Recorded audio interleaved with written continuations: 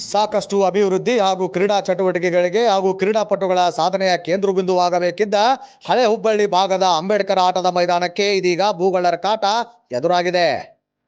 ಹೌದು, ಕಳೆದ 3-4 ದಶಕಗಳ ಹಿಂದೆ ಕೊಳಚೆ ನೀರಿನ ಕೇಂದ್ರದಂತಿದ್ದ ಈ ಆಟದ ಮೈದಾನ ಹಲವು ಸಂಘಟನೆಗಳು ಹಾಗೂ ಸ್ಥಳೀಯರ ಹೋರಾಟದ ಪರಿಶ್ರಮದಿಂದ ಇಂದು ಹಳೆ ಹುಬ್ಬಳ್ಳಿ ಭಾಗದ ಕ್ರೀಡಾಪಟುಗಳ ಸಾಧನೆಗೆ ಅನುಕೂಲಕರವಾದ ಮೈದಾನವಾಗಿ ಹೊರಹೊಮ್ಮಿದೆ. ಇದರ ಅಭಿವೃದ್ಧಿ ಕೂಡ ಅಷ್ಟಕ್ಕಷ್ಟೇ ಎನ್ನುವಂತಿದ್ದರೂ ವಿಸ್ತೀರ್ಣದಲ್ಲಿ 5 ಎಕರೆಗೂ ಹೆಚ್ಚಿದೆ. ಇನ್ನು ಇದರ ಪಕ್ಕದಲ್ಲೇ ಆಯುರ್ವೇದಿಕ್ ಸೇವಾ ಸಂಸ್ಥೆಯ ಶಿಕ್ಷಣ ಕಟ್ಟಡವೂ ಕೂಡ ಇದೆ. ಆದರೆ ಇದೇ ಸೇವಾ ಸಂಸ್ಥೆಯ ಆಡಳಿತ ಮಂಡಳಿ ಇದೀಗ ಆಟದ ಮೈದಾನದ 1.5 ಎಕರೆ ಜಾಗವು ತಮ್ಮ ಸಂಸ್ಥೆಗೆ ಸೇರಿದ್ದು ಎನ್ನುವ ಹಠಕ್ಕೆ ಬಿದ್ದಂತೆ ಮಾಡುತ್ತಿದೆ. ಆದರೆ ಸಂಸ್ಥೆಯು ಅಕ್ರಮವಾಗಿ ಹಾಕಿಕೊಂಡಿತ್ತು ಎನ್ನಲಾದ ಒತ್ತುವರಿ ಗೋಡೆಯನ್ನು ಪಾಲಿಕೆ ಈಗಾಗಲೇ ತೆರವುಗೊಳಿಸಿದೆ. ಇದೀಗ ಪುನಃ ಮೈದಾನದ 1.5 ಎಕರೆ ಭಾಗದಷ್ಟು ಜಾಗಕ್ಕೆ ಸಂಸ್ಥೆ ಅನಧಿಕೃತವಾಗಿ ಕಾಂಪೌಂಡ್ ಹಾಕೋಕೆ ಮುಂದಾಗಿದ್ದು ಸ್ಥಳೀಯರ ಕೆಂಗಣ್ಣಿಗೆ ಗುರಿಯಾಗಿದೆ. ಈ ಕುರಿತು ದಲಿತ ಮುಖಂಡ ಗುರುನಾಥ್ ಉಳ್ಳಿಕಾಸಿ ಹೇಳಿದ್ದು ಹೀಗೆ. ಸರ್, ಇದು ಹೆಗ್ಗೇರಿ ರಿಜಿಸ್ಟರ್ ಸರ್ವೆ ನಂಬರ್ 130 ಅಂತಂದ್ರೆ 1960 ಡೆಪ್ಯೂಟಿ ಕಮಿಷನರ್ ಆಫ್ ಧಾರವಾಡರವರು ಇಲ್ಲಿ 44 ಎಕರೆ ಕೆರೆ ಸರ್, 44 ಎಕರೆ ಕೆರೆನ 39 ಎಕರೆ ಬಡವರಿಗೆ ಇನ್ನಿತರರಿಗೆ ವಸತಿಗಾಗಿ ಅದನ್ನು ಬಳಸ್ರಿ, 5 ಎಕರೆ 1 ಗುಂಟೆನ ಕೆರೆಗಾಗಿ ರಿಸರ್ವ್ ಇಡ್ರಿ ಅಂತಂದು ಹೇಳಿ ಇದನ್ನು ಆರ್ಡರ್ ಮಾಡಿದ್ರು. ಅದ್ರ ನಂತರ ಏನಾಯ್ತು, 1970 ಇವ್ರಿಗೆ ಒಂದು 5 ಎಕರೆ ಆಯುರ್ವೇದ ಸೇವಾ ಸಂಸ್ಥೆಯವ್ರಿಗೂ ಅಂತಂದೇಳಿ ಒಂದು 5 ಎಕರೆ ಜಾಗ ಕೊಟ್ಟರು. ಆ ಕಡೆ GSSಗೆ ಒಂದು 5 ಎಕರೆ ಕೊಟ್ಟರು, KHB ಅವ್ರಿಗೆ ಕೊಟ್ಟರು, ಜನತಾ ಮನೆ ಕಟ್ಟಿದ್ರು, ಕಲ್ಯಾಣ ಮಂಟಪ ಕಟ್ಟಿದ್ರು. ಹಿಂಗೆ ಉಳ್ದಂಗೆ ಎಲ್ಲೆಲ್ಲ ಆಜುಬಾಜು ಇರುವಂಥ ಜಾಗ ಬಡವರು ಹಕ್ಕುಪತ್ರದ ಮೂಲಕ ಮಹಾನಗರ ಪಾಲಿಕೆ ಕೊಡ್ತು. ಇವ್ರಿಗೂ ಮಹಾನಗರ ಪಾಲಿಕೆನೇ ಕೊಡ್ತು. ನಾವು ಇದು ಕೆರೆನೇ ಇತ್ತು, ನಾವು ಎಲ್ಲ ಇಲ್ಲಿಂದ ಸ್ಕೂಲ್ಗೆ ಹೋಗ್ತಿದ್ವಿ, ಇಲ್ಲಿಂದ ಬರ್ತಿದ್ವಿ. ಕೆರೆ ಏನಾಯ್ತು, ಕೊಳಚೆ ಪ್ರದೇಶ ಆದ್ಬಿಡ್ತು, ರೋಗ ರುಜಿ ಹಬ್ಬ ಆಯ್ತು. ನಾವು 2005 ನಮ್ಗೆ ಆಟ ಆಡಕ್ಕೆ ಆರ್.ಎನ್. ಶೆಟ್ಟಿ ಫ್ಯಾಕ್ಟ್ರಿ ಹಿಂದೆ ಹೋಗಿದ್ರು, ಅಲ್ಲಿನೂ ಬಂದಾತು. ಕಿನ್ನಾಳ ಪಿಚ್ ಮಠದ ಮುಂದೆ ಹೋಗಿದ್ರು, ಅದು ಬಂದಾತು. ನಮ್ಗೆ ಆಟಕ್ಕೆ ಜಗನ ಇಲ್ದಂಗೆ ಆಗ್ಬಿಡ್ತು. ಹೊಳ್ಳಿ ದೇಶಪಾಂಡೆ ನಗರ ಕುಲ್ಲ ಇತ್ತು, ಅಲ್ಲಿ ಹೋಗಿದ್ರು, ಅದನ್ನು BJP ಅವರು ಎನ್ಕರೇಜ್ ಮಾಡಿದ್ರು, ಅದು ಅವ್ರ ಸ್ವಂತ ಆಗ್ಬಿಡ್ತು. ಮತ್ತು ಉಳ್ದಂಗೆ ಜಾಗ ನಮ್ಗೆ ಎಲ್ಲರೂ ಬೇಕಲ್ಲ ಅಂತಂದಾಗ ನಮ್ಗೆ ಇದು ಕೆರೆನ ತೆಗೆದು ಸ್ವಚ್ಛ ಮಾಡಿ ನಮ್ಗೆ ಕ್ರೀಡಾಂಗಣ ಮಾಡಿಕೊಡ್ರಿ ಅಂತಂದು ಹೇಳಿ ನಾವು ಬಹಳಷ್ಟು ಪಾಲಿಕೆ ವಿರುದ್ಧ ಹೋರಾಟ ಮಾಡಿದಾಗ ಪಾಲಿಕೆ ಜೊತೆ ನಮ್ಮ ಜೊತೆ ಚರ್ಚೆ ಮಾಡಿ ಮಹಾನಗರ ಪಾಲಿಕೆ ಅವತ್ತಿನ ಆಯುಕ್ತರಾದಂಥ ಮಣಿವಣ್ಣನವರು, ಅಜಯ್ ನಾಗಭೂಷಣ್ ಅವರು ಖುದ್ದಾಗಿ ನಿಂತು ಇದನ್ನು ಕ್ರೀಡಾಂಗಣ ಮಾಡುವಂಥದ್ದಕ್ಕೆ ಕೆರೆ ಏನೋ ಹಾಳು ಬಿದ್ದಿತ್ತು. ಕೆರೆಗೆ ನೀರು ಬರೋದಿಲ್ಲ ರೀ, ಗಟ್ಟರ ನೀರು ಅಷ್ಟೇ ಬರ್ತೈತಿ. ಅವಾಗ ಕೆರೆ ಇಲ್ಲ ಇದು ಅಂತಂದು ಹೇಳಿ ಗೊತ್ತಾಗಿ ಅದನ್ನು ಕ್ರೀಡಾಂಗಣ ಮಾಡೋನು ಸಾರ್ವಜನಿಕರಿಗೆ ಉಪಯೋಗ ಆಕೈತೆ ಅಂತ ಮಾಡಿಸಿದ್ವಿ. ಮಾಡಿಸಿ ಆದಮೇಲೆ ನಾವು ಕ್ರೀಡಾಂಗಣ ಅಭಿವೃದ್ಧಿ ಮಾಡ್ರಿ ಅಂತ ಮಹಾನಗರ ಪಾಲಿಕೆ ಸರ್ಕಾರದ ಜೊತೆ ಚರ್ಚೆ ಚಾಲು ಮಾಡಿದ್ವಿ. ಆ ಚರ್ಚೆ ಚಾಲು ಮಾಡಿದಂಥ ಸಂದರ್ಭದೊಳಗೆ ಏನು ನಾವು ಇಲ್ಲಿ ನಿಂತೇವಿ, ಇಲ್ಲಿ ಕಂಪೌಂಡ್ ಇತ್ತು ಈ ಬಾಜು ಸಂಸ್ಥಾದ್ದು. ಇದು ಲೈನ್ ಐತಲ್ಲ, ಇದು ಗ್ರೌಂಡ್ ಮಾಡಿದಾಗ ಹಾಕಿದ ಲೈನು. ಇದು ಇಲ್ಲಿ ಕಂಪೌಂಡ್ ಏನಿತ್ತು, ಸರ್ವೆಗೆ ಆರ್ಡರ್ ಆಗ್ತದೆ. ಸರ್ವೆ ಆದಾಗ 44 ಎಕರೆ ಬರೀ ಗ್ರೌಂಡಿಂದ ಅಷ್ಟು ಅಳ್ಯಾಕೆ ಬರೋದಿಲ್ಲ ಅಂತ 44 ಎಕರೆ ಅಳತಿ ಮಾಡಿದಾಗ 44 ಎಕರೆ ಒಳಗೆ ಇವರು ಎಲ್ಲ ಕರೆಕ್ಟ್ ಇದ್ದು ಕ್ರೀಡಾಂಗಣದ ಜಾಗೆಯನ್ನು ಇವರು 1 ಎಕರೆ 11 ಗುಂಟೆ ಪಕ್ಕದ ಆಯುರ್ವೇದ ಸೇವಾ ಸಂಸ್ಥೆಯವರು ಕಬಳಸ್ಯಾರ ಅಂತಂದು ಹೇಳಿ ರಿಪೋರ್ಟ್ ಬಂತು. ಈ 5 ಎಕರೆ ಅವ್ರು 5 ಎಕರೆ ಹೊರತುಪಡಿಸಿ 6 ಎಕರೆ 11 ಗುಂಟೆ ಅದಾರ. ಅವರು 1 ಎಕರೆ 11 ಗುಂಟೆ ಕ್ರೀಡಾಂಗಣದ ಜಾಗೆನ ಅಥವಾ ಕೆರೆ ಜಾಗೆನ ಇವರು ಎನ್ಕ್ರೋಚ್ಮೆಂಟ್ ಮಾಡ್ಯಾರ, ಹೆಗ್ಗೇರಿ ಪಾಂಡದ ಜಾಗ ಎನ್ಕ್ರೋಚ್ಮೆಂಟ್ ಮಾಡ್ಯಾರ ಅಂತ ರಿಪೋರ್ಟ್ ಬಂತು. ರಿಪೋರ್ಟ್ ಬಂದ ಮೇಲೆ ಮಹಾನಗರ ಪಾಲಿಕೆ ತಕ್ಕಂಥ ಕಾರ್ಯಪ್ರವೃತ್ತ ಆದರೂ ಗ್ರೌಂಡ್ ಅಭಿವೃದ್ಧಿ ಮಾಡಿಸೋ ಸಂಬಂಧ ಅವ್ರಿಗೆ ನೋಟಿಸ್ ಕೊಟ್ಟು ಈ ಕಂಪೌಂಡ್ ಹೊಡೆದ್ರು. ಕಂಪೌಂಡ್ ಅಲ್ಲಿ ಮಟ್ಟ ಹೊಡೆದ್ರು ಸರ್. ಕಂಪೌಂಡ್ ಹೊಡೆದ ಮೇಲೆ ಅವ್ರದ್ದು ಬಿಲ್ಡಿಂಗ್ ಎಷ್ಟೈತಿ, 30 ಫುಟು ಇಂಟು ಈ ರೋಡಿಂದ ಆ ರೋಡ್ ಮಟ್ಟ ಅವ್ರದ್ದು ಬಿಲ್ಡಿಂಗ್ ಬಂತು.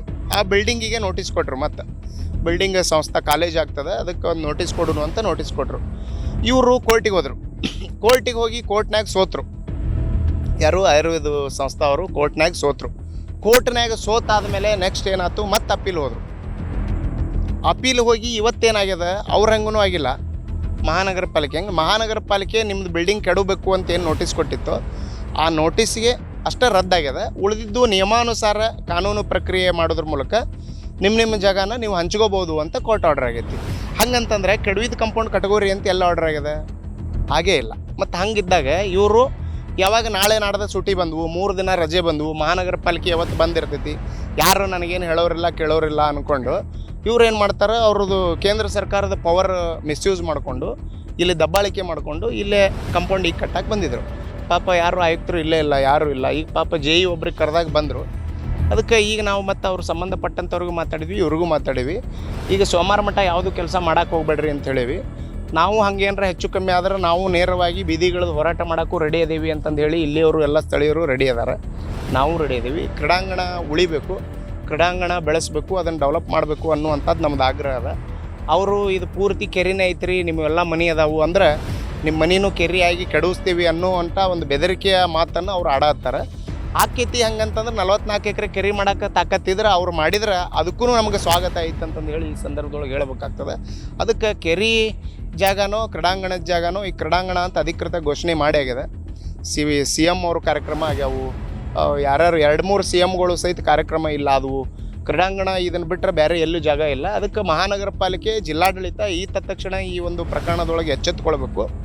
ಕ್ರೀಡಾಂಗಣಕ್ಕೆ ಸಂಬಂಧಪಟ್ಟಂಥ 5 ಎಕರೆ 1 ಗುಂಟೆ ಜಾಗೆಯನ್ನು ತತ್ಕ್ಷಣ ಅದನ್ನು ವಶಪಡಿಸ್ಕೊಂಡು ಅಭಿವೃದ್ಧಿ ಪಡಿಸ್ಬೇಕು ಅನ್ನುವಂಥ ಆಗ್ರಹವನ್ನು ಮಾಡ್ತೀವಿ.